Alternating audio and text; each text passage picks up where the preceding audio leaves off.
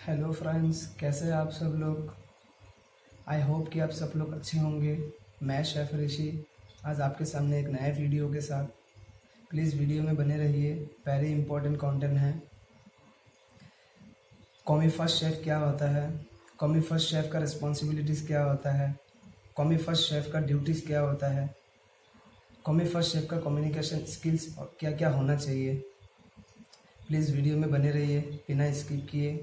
अगर आपने मेरे चैनल को अभी तक भी सब्सक्राइब नहीं किया तो प्लीज़ मेरे चैनल को सब्सक्राइब कर लीजिए, और वीडियो अच्छे लगे तो प्लीज़ वीडियो को एक लाइक कर देना और वीडियो को शेयर कर देना।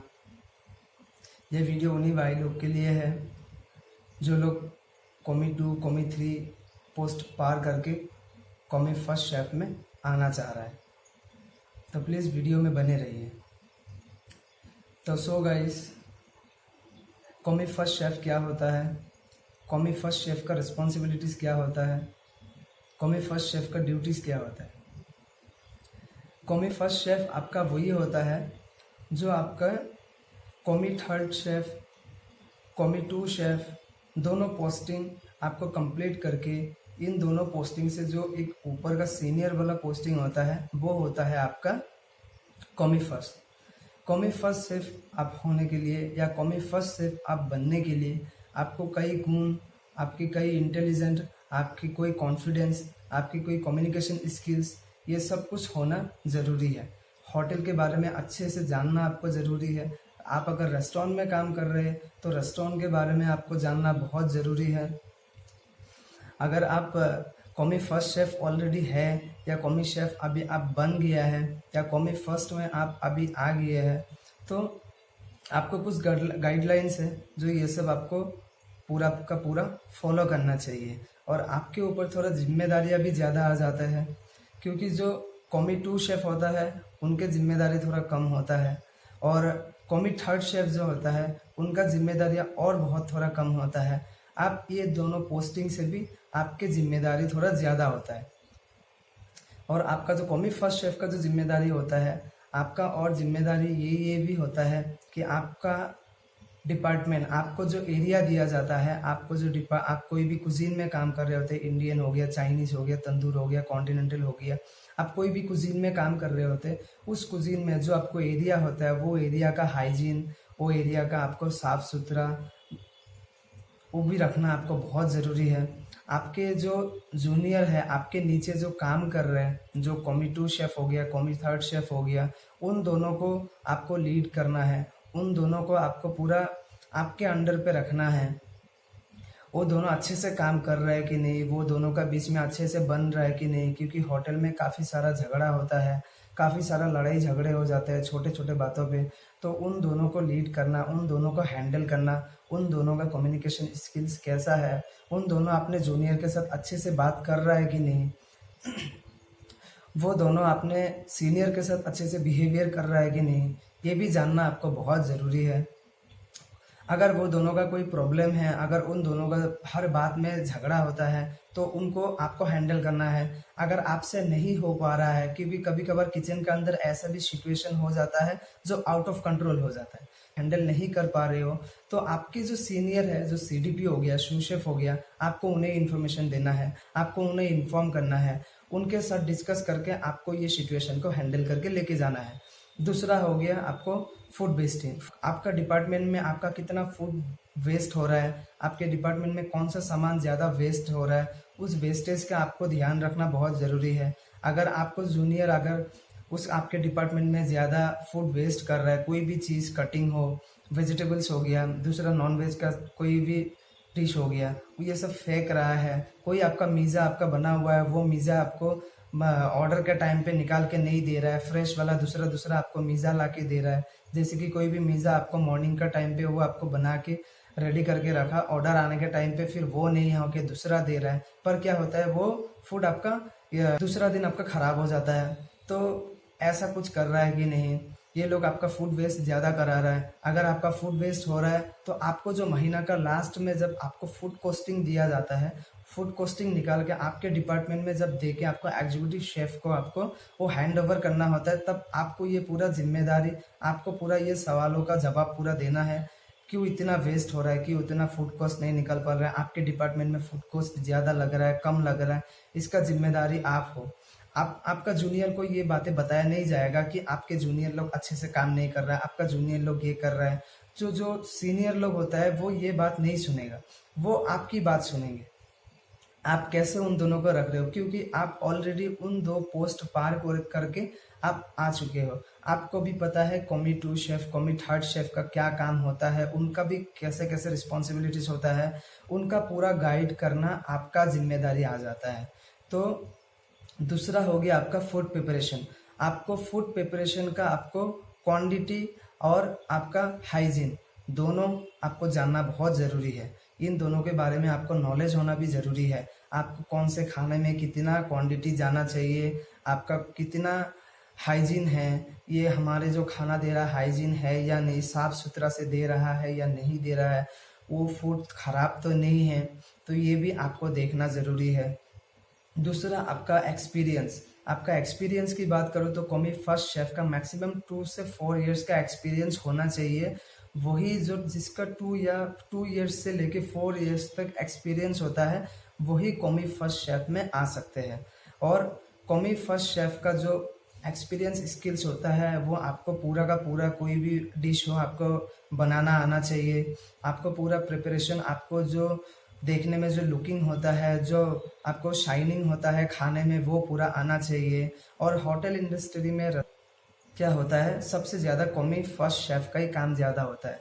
आप जब इस पोस्ट में रहते हैं तब आपका काम भले ही थोड़ा ज़्यादा होता है, आपको पूरा का पूरा काम करना पड़ता है, ऑर्डर भी इतना लगाना पड़ता है। हर डिपार्टमेंट में कभी कभार आपको ऑर्डर लगाने के लिए भी मौका मिल सकता है।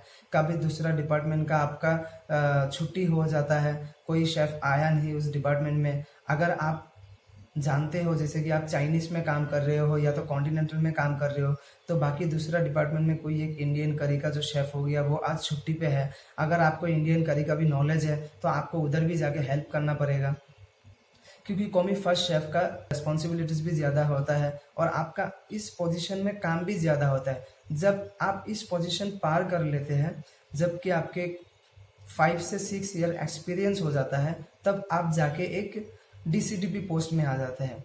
जब और DCDP CDP का जो पोस्ट होता है वो एक सुपरवाइज़र जैसा हो जाता है।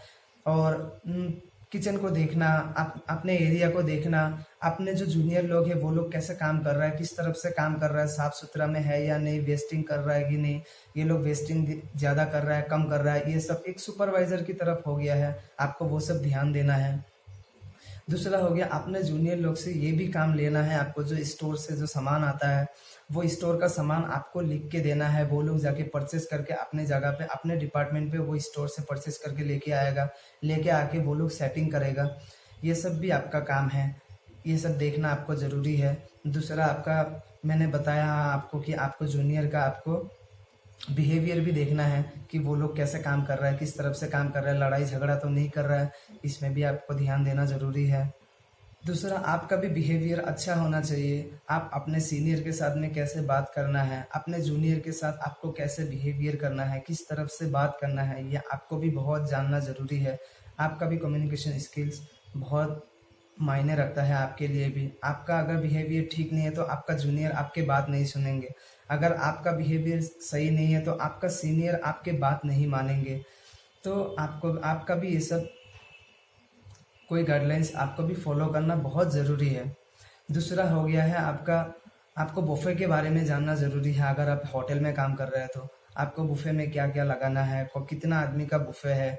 10-15 आदमी का बुफे होता है तो हम कितना खाना बनाना चाहिए, हमको कौन सी खाना बुफे में देना चाहिए। ब्रेकफास्ट बुफे हो गया, डिनर बुफे हो गया, लंच बुफे हो गया। इन तीनों बुफे के बारे में आपको भी नॉलेज होना ज़रूरी है। आपको हैसअप के बारे में भी जानना ज़रूरी है। आपको मेथड्स के बारे में भी जानना ज़रूरी है, क्योंकि आप एक कॉमी फर्स्ट शेफ़ हो। क्योंकि इस टाइम पे आपको आपका एक्सपीरियंस, आपका हैंड एक्सपीरियंस बहुत ज़रूरी, बहुत मायने रखता है। क्योंकि इस जो कॉमी फर्स्ट जो शेफ़ होता है ना, इसका स्पीड भी बहुत होना चाहिए। क्योंकि जो डिपार्टमेंट होता है वो पूरा आपके ऊपर निर्भर होता है। क्योंकि आपके पास कोई CDP या तो कोई DCDP आपके डिपार्टमेंट पे ऑर्डर लगाने के लिए नहीं आएगा।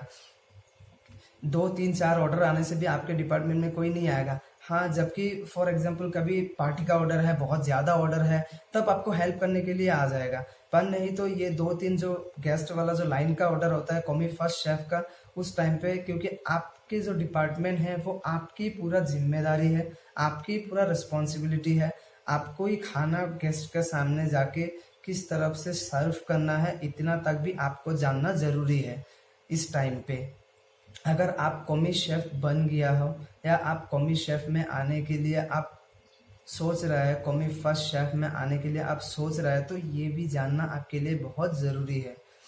दूसरा हो गया है आपको जो फूड कॉस्ट, आपको हर महीना में एक आपके डिपार्टमेंट की एक फूड कॉस्ट देना होता है जो महीना के डीएन पे, जैसे कि हमारा स्टोर से कितना सामान आप लाए हैं, आपके इस महीना में स्टोर से कितना नॉन वेज आप लेके आए हैं, इसका भी फूड कॉस्ट देना आपको ज़रूरी है। ये फूड कॉस्ट आपको एग्जीक्यूटिव शेफ को देना भी चाहिए, क्योंकि आप जब महीना के लास्ट पे आपके डिपार्टमेंट में इतना सामान आप स्टोर से परचेज किया, आपके इतना सामान आपने यूज़ किया, इतना सामान आपका बैलेंस है, इतना सामान आपका अभी बचा हुआ है, और मैं दूसरा महीना में इतना सामान लेके आया, और मेरा पेंडिंग वाला जो सामान है, जो बैलेंस वाला सामान है, उसे प्लस करके कितना सामान बाकी है, ये पूरा का पूरा एक चेकलिस्ट बना के आपको एग्जीक्यूटिव शेफ को देना होता है।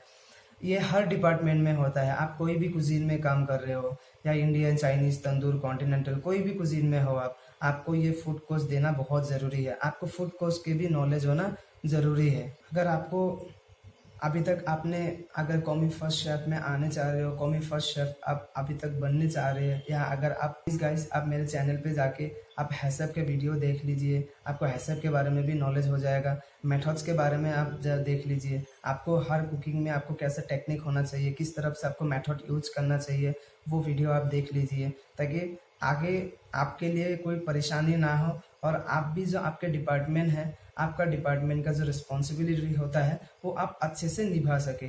दूसरा हो गया आपका ड्यूटीज़। जो कॉमी फर्स्ट शेफ का जो ड्यूटीज़ होता है, वो ड्यूटी आपके जो जूनियर होता है, आपको जूनियर को आपको ही ड्यूटी डिसाइड करना है।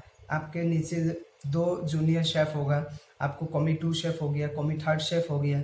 आपको कॉमी 2 शेफ और 3rd शेफ का जो आपको ड्यूटीज़ होगा वो आपको खुद तय करना होगा कि तुमको कितना बजे ड्यूटी पे आना है, और तुमको कितना टाइम से कितना टाइम तक ड्यूटी करना है, और तुमको कॉमी 3rd शेफ तुमको कितना बजे आना है, तुमको इस टाइम पे आके इतना टाइम तक ड्यूटी करना है। तो ये आपको ही तय करना होता है। दूसरा, अगर मैं रेस्टोरेंट की बात करूँ तो रेस्टोरेंट में हर जगह आपको 11 घंटा 12 घंटा ड्यूटी हो जाता है ज़्यादा टाइम आपका। और अगर मैं होटल की बात करूँ तो होटल में अगर आप काम कर रहे हैं तो होटल में आपको 8 से 10 घंटे का आपका ड्यूटी होता है। 10 घंटे के ऊपर आपका ड्यूटी नहीं होता है। जब आपका 8 से 10 घंटे की ड्यूटी होता है, तब आपका जो ड्यूटी का टाइमिंग होता है वो ड्यूटी टाइमिंग थोड़ा सा चेंजिंग हो जाता है। जैसे आपको ड्यूटी टाइमिंग खुद शेड्यूल बनाना पड़ेगा। जैसे कि मेरा जो सेकंड कॉमी शेफ है उसको मैं कितना बजे बुलाऊं, और मेरा जो 3rd कॉमी शेफ है उसे भी मैं कितना बजे बुलाऊं, ताकि जो दोनों में से एक ब्रेक टाइम मिल जाएगा। उस ब्रेक टाइम पे एक आदमी को ब्रेक टाइम मिले और दूसरा आदमी मेरे यहाँ पे मेरे डिपार्टमेंट में रहे। तो ये भी आपको ही शेड्यूल बनाना पड़ेगा। और दूसरा, जो आपकी बात करो तो आपका भी आपका जो ड्यूटीज होता है, आपका ड्यूटीज जो होता है वो आपका जो सीनियर हो गया, जो एग्जीक्यूटिव शेफ हो गया, शू शेफ हो गया, सीडीपी लोग हो गया, आपकी ड्यूटी का शेड्यूल आपको वो बता देंगे, जो कॉमी शेफ होता है, कॉमी फर्स्ट शेफ होता है। तो आपका जो कोई भी प्रिपरेशन हो गया, कोई भी आपके डिपार्टमेंट के बारे में अगर कोई आपका डाउट्स है, कोई आप कर नहीं पा रहे हैं, तो आपका जो कॉम्बिनेशन बनता है, आपके ऊपर जो सीनियर हो गया, सीडीपी, शू शेफ, एग्जीक्यूटिव शेफ हो गया, आपको उनके साथ कनेक्ट रहना चाहिए। और आपको कोई भी डाउट्स है, आपके डाउट्स, आपके प्रॉब्लम्स को आपके जो सीनियर है वही आपके प्रॉब्लम्स को सॉल्व करेंगे। और आपके जूनियर जो हो गया, आपके नीचे सेकंड कॉमी, 3rd कॉमी, उन दोनों का कोई भी प्रॉब्लम है, कुछ भी दिक्कत परेशानी है, इसका आपको प्रॉब्लम को सॉल्व करना वो आपके जिम्मेदारी है। ये कॉमी फर्स्ट शेफ का जिम्मेदारी आ जाता है, और आप इन दोनों को लीड करके आपको लेके जाना है। क्योंकि आपको भी पता है कि मैं भी एक टाइम पे ऐसा था, कॉमी 3, कॉमी 2 में काम करके आज मैं कॉमी फर्स्ट शेफ में आया हूँ। तो इसीलिए इसके बारे में आपको बहुत अच्छे से नॉलेज होता है, तो इसीलिए आपके ऊपर ही वो जिम्मेदारी आता है। तो सो गाइस, आज के लिए इतना ही। Thank you. फिर मिलेंगे दूसरे वीडियो।